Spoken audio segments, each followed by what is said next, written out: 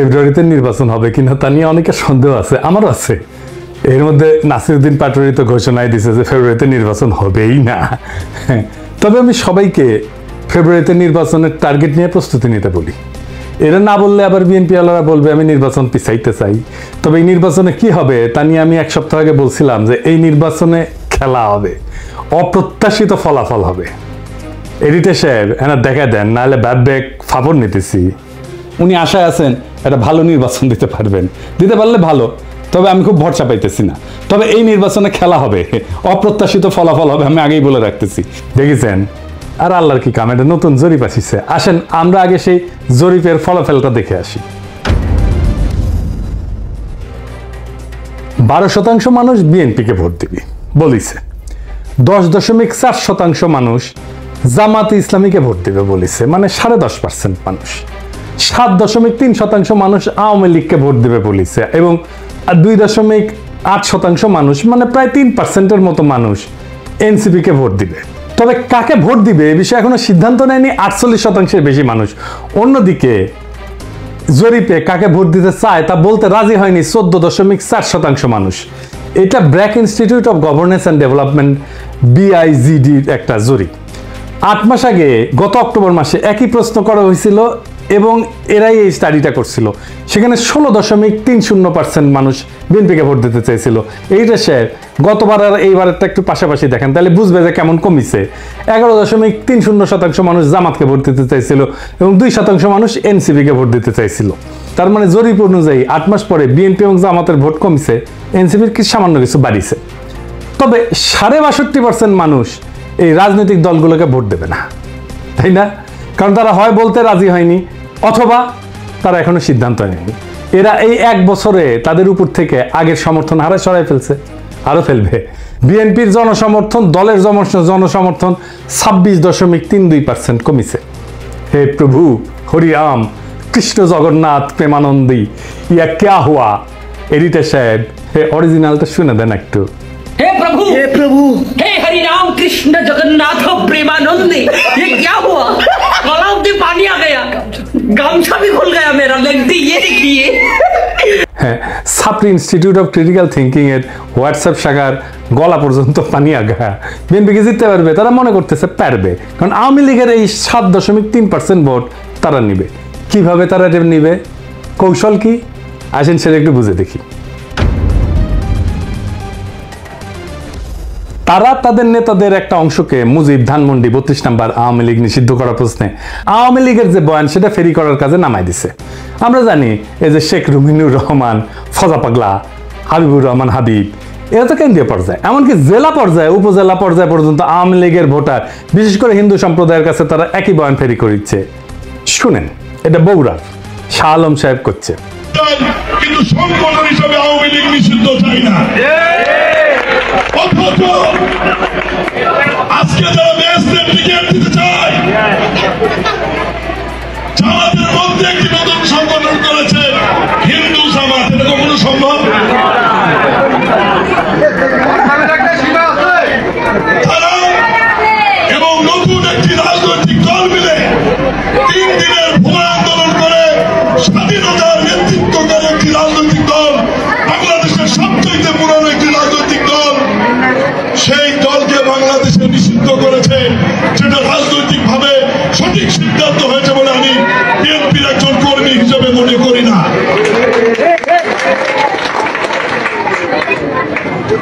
এই বাংলাদেশের ইতিহাস দেখতে গেলে মহান স্বাধীনতার ঘোষক শহীদ রাষ্ট্রপতি জিয়াউর রহমানের নাম লিখতে হবে।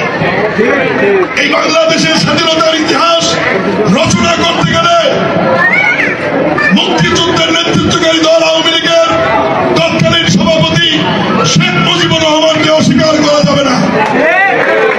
এই 2 নেতাকে অস্বীকার করে নতুন বাংলাদেশ বিনির্মাণের কথা বলে, তো তাতে হয়তো এই 7%-এর 4-5% ভোট পাইতেও পারে, কিন্তু এটা পাইতে গিয়া আরো 8-10% নিজস্ব ভোট সে হারাবে। তাহলে আসলে রাষ্ট্র ক্ষমতায় কে যাবে? আপনারা বুঝতেই পারতেছেন যে যারা এখনো সিদ্ধান্ত নেয়নি কাকে ভোট দেবে এবং যারা বলতে চায়নি, তারাই আসলে ঠিক করবে কারা রাষ্ট্র ক্ষমতায় যাবে। তো যাই হোক, এইটা আলোচনাটা বিস্তারিত আসার আগে বিএনপি দলটা কিভাবে ফাংশন করে সেটা একটু বুঝাই। তাইলে এই যে কেন এই রুমিনুর রহমানরা এই কাজ করে এটা বুঝতে পারবেন, এবং কিভাবে তারেক রহমানের নিরঙ্কুশ নিয়ন্ত্রণ নিশ্চিত হয় দলের মধ্যে এটা বুঝতে পারবেন। আর এই পদ্ধতিটা বিএনপির সবচেয়ে বড় দুর্বলতা। আমি এটা বিএনপির সাথে কাজ করতে করতে গিয়ে আবিষ্কার করেছি। আসেন দেখি এটা কেমন। বিএনপিতে দুইটা কাজ করে। এক, সোশ্যাল কনফ্লিক্ট, যেটা সমাজে যে দ্বন্দ্বটা আছে সেটাকে ইন্টারনালাইজ করে ফেলে, মানে সেটা নিজের ভিতরে ঢুকে ফেলে, দলের ভিতরে ঢুকে ফেলে। মানে ধরেন সমাজে আওয়ামী লীগের রাজনীতি চলবে কিনা, এটা নিয়ে একটা দ্বন্দ্ব আছে, তো সেটাকে সে দলের মধ্যে নিয়ে ফেলে। আওয়ামী লীগের রাজনীতি করা উচিত এমন একটা দল তৈরি করে নিজের দলের মধ্যে এই মত প্রচার করবে, আর তার বিপরীতে আরেকটা দল তৈরি করে যারা ভিন্ন মত প্রচার করবে। এটি হইতেছে এক্সটার্নাল কনফ্লিক্টকে ইন্টারনালাইজ করা। কি সুবিধা পায় এতে? সে মনে করে যে এক্সটার্নাল যে কনফ্লিক্ট এটা তো ম্যানেজ করা ডিফিকাল্ট, এক্সটার্নাল কনফ্লিক্টকে আমি যদি ইন্টারনাল করে ফেলি সেটাকে আমি কন্ট্রোল করতে পারবো ইজিলি, কারণ আমি তো নেতা, আমার কথা দুই পক্ষই শুনবে। তো আমি এই আলোচনাটা দলের মধ্যে থেকে করব এবং আমি এটাকে নিয়ন্ত্রণ করব। বুঝতে পারছেন? মানে সমাজের যে বিতর্ক সেটা আমি নিজের দলের ভেতরের একটা ইন্টারনাল বিতর্ক করে ফেলবো। দলের ভেতরে যদি আমি ইন্টারনাল, সমাজ তো আমার কথা শুনে না, তো দলের ভেতরে যদি আমি ইন্টারনাল কনফ্লিক্টটা নিয়ে আসি তাহলে দলের লোক সবগুলো আমার কথা শুনতে বাধ্য হবে। আর একটা বিষয় হইতেছে যে এরা একজনকে আরেকজনের পিছিয়ে লাগিয়ে দেয়। এই যে কনফ্লিক্টটা দলের ভিতরে নাই সেটা তৈরি করে। আমাকে এই যে ওয়াহিদুজ্জামান অ্যাপোলো একদিন বলে ফোন মেরা যে বিএনপির অনেক লোক বলে যে আপনি রয়ের এজেন্ট। হ্যাঁ, তার মানে কি বুঝেছেন? তো তার মানে এটাই যে শুনে হয় আমি বিব্রত হব বা সংকুচিত হব বা ভয় পাবো, এবং আমি একটা আশ্রয় খুঁজবো, আমাকে এমন একটা মহাশক্তির কাছে পাঠাবে যে আমাকে আশ্রয় দেবে, অথবা সেই আশ্রয় দেবে। তার মানে বুঝেছেন তো? বা সেই বলবে আরে ব্যাপার না, আমি দেখতেছি, আমার উপরে ছেড়ে দেন।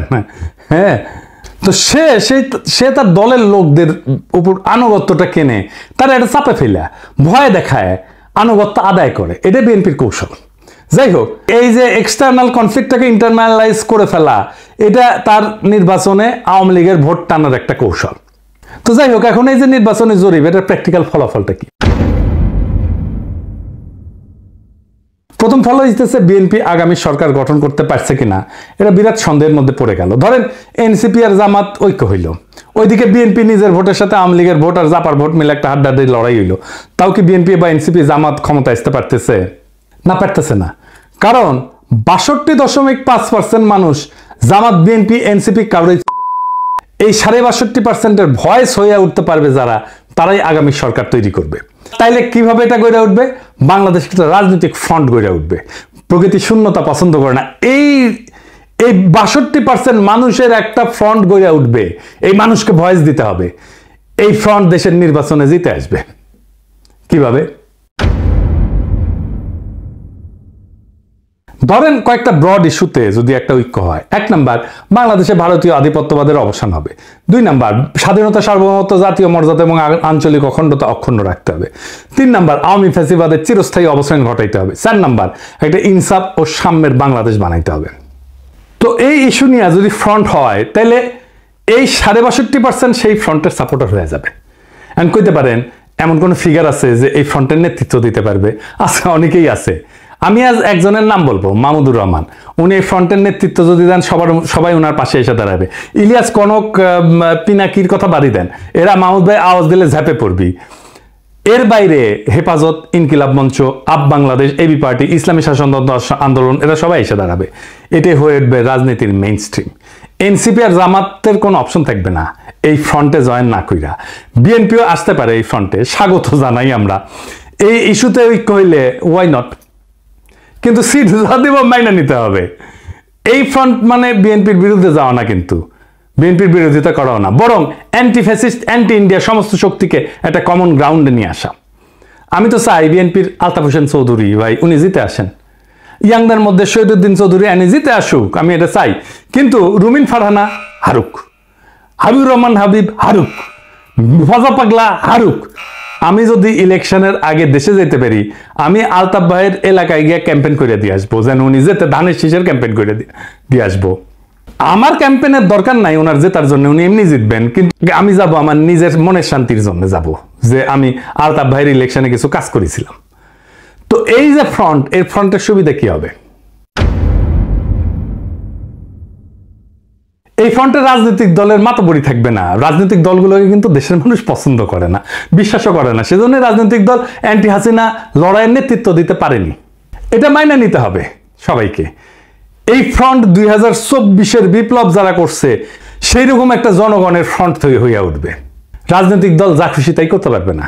এনসিপির বালখিল্যতা, জামাতের রাজনৈতিক ভুল, অন্য ছোট দলের ন্যাশনাল ইম্প্যাক্ট তৈরি করার অক্ষমতা সব দূর হয়ে যাবে। এক নতুন আশায় দেশবাসী বুক বাঁধবে, সারা দেশে এক নতুন আশার সঞ্চার হবে। আমরা কলা গাছ যদি দাঁড় করাই দিই, বেশিরভাগ আসনে তারা জিতে আসবে। আমরা বিএনপির ট্রু ন্যাশনালিস্ট নেতাদের আসনে কোনো প্রার্থী দেব না। আমাদের মার্কা হবে বাম্বু। বাম্বুর দাবরানিতে দেশকে আবার সঠিক রাস্তায় নিয়ে আসবো। এই 62% থেকে বাংলাদেশের আগামীর রাজনীতি উত্থিত হবে। এখন প্রশ্ন হচ্ছে, মাহমুদ ভাই কি রাজনীতিতে এইভাবে আসতে রাজি হবেন? না, হবেন না। ওনারা যারা চেনেন তারা জানেন উনি হবেন না। এই ভিডিও দেখার পরে উনি আমার ফোন দিয়ে ঝাড়ি দিবেন, বলবেন এসব কি পাগলামি শুরু করিস, আমি আমার দেশ নিয়ে আসি, আমার বয়স হয়েছে। তো যাই হোক, উনি যাই বলুক, সক্রেটিস বলছিলেন সেই নেতাই শ্রেষ্ঠ নেতা যে অনিচ্ছুক নেতা। মাহমুদ ভাই অনিচ্ছুক নেতা, তাই উনার বাংলাদেশের সেরা নেতা হওয়া সম্ভব। এইটারে বলে সিনাটাস আর্কিটাইপ। কঠিন লাগিচ্ছে হ্যাঁ কথাটা শুনে, টাইমটা শুনে, কিন্তু এটা খুব মজার ইতিহাস হচ্ছে। আসেন শুনি।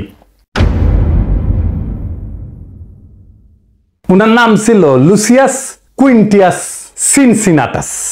458 খ্রিস্টপূর্বাব্দে একজন রোমান সম্রাট ছিলেন তিনি। এই গল্পটা শুরু হয় একটা গভীর সংকট দিয়ে।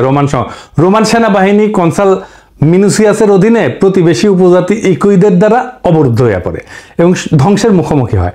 রোম শহর আতঙ্কিত হইয়া যায়।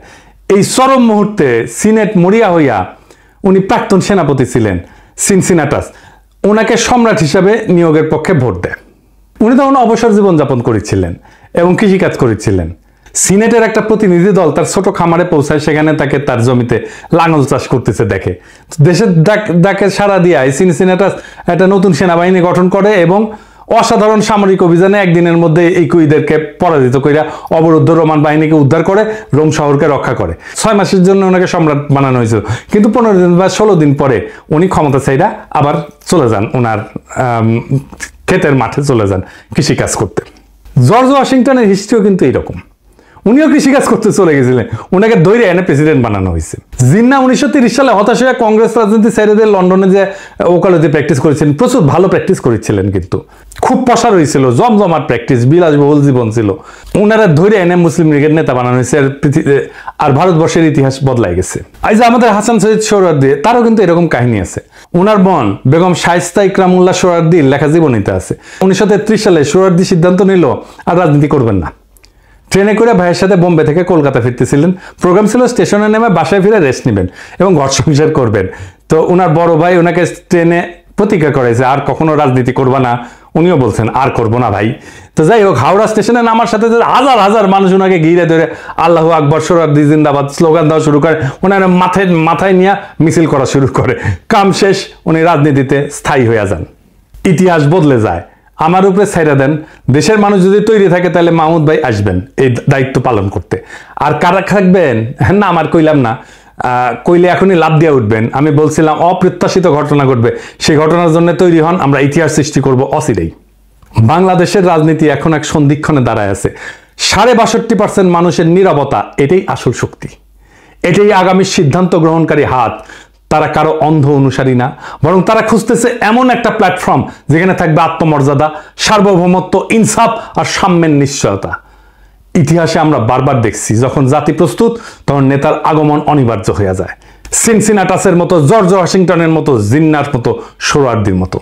সেই নেতা হয়তো এখনো মাঠে নাই, কিন্তু মুহূর্তে আসলেই ইতিহাসের পাতা থেকে উঠে আসবেন তিনি। আমাদের করণীয় একটাই, নিজেদের প্রস্তুত করা, মানুষের মনে আশার শিখা জ্বালায় রাখা এবং সেই 62% মানুষকে এক কণ্ঠে, এক পতাকার নিচে, এক স্বপ্নে ঐক্যবদ্ধ করা। এটাই হবে বাংলাদেশের নতুন ভোর, নতুন সূর্যোদয়। এটাই হবে সেই মুহূর্ত যখন আমরা ইতিহাসের বইয়ে নিজেদের নাম লিখব, শুধু দর্শক হিসেবে না, বরং সক্রিয় অংশগ্রহণকারী হিসেবে, রাজনৈতিক এজেন্সি হিসাবে, রাজনৈতিক শক্তি হিসাবে। তৈরি হন, সময় আসছে আবারও 2024-এর মতো। ইতিহাস ডাক দিচ্ছে নতুন ইতিহাস লেখার। সেই ইতিহাস আমরা লিখব একসাথে। ইনকিলাব জিন্দাবাদ।